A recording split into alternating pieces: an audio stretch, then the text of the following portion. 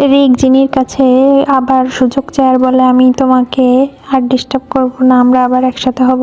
এরপরে কাজের জন্য জিনি বন্ধুর সাথে ড্রিঙ্ক করে, তখনই সেখানে শিউ এসে জিনিকে বাঁচিয়ে নেয়। আর এটা শিয়া দেখে আর পোস্ট করে দেয়, কিন্তু শিউর সাথে জিনির কিছুই হয় না। পরের দিন যখন আসে তখন রিক বলে, সব ঠিক হয়েছে তো, এই ভাইরাল করলো কে?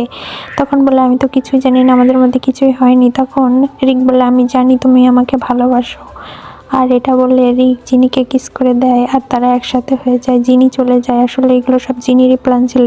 এরপরে রিক জানতে পারে এগুলো শিয়া করেছে আর শিয়াকে খুব বকে আর বলে, তুমি আমাকে ওই মেয়েটার জন্য কেন বকছো, তোমরা তো ব্রেকআপ করে নিয়েছো। তখন বলে, ও তোর ভাবি ছিল আর সারা জীবন থাকবে, আর এমন করবি না। এরপরে জিনি এর কাছে মাপ চায়। জিনি শিয়ানকে বলে, আমি রিককে ভালোবাসি। এরপরে পার্টিতে সবার সামনে জিনি আর রিক একে অপরকে কিস করে আর এরপরে গল্প শেষ হয়ে যায়।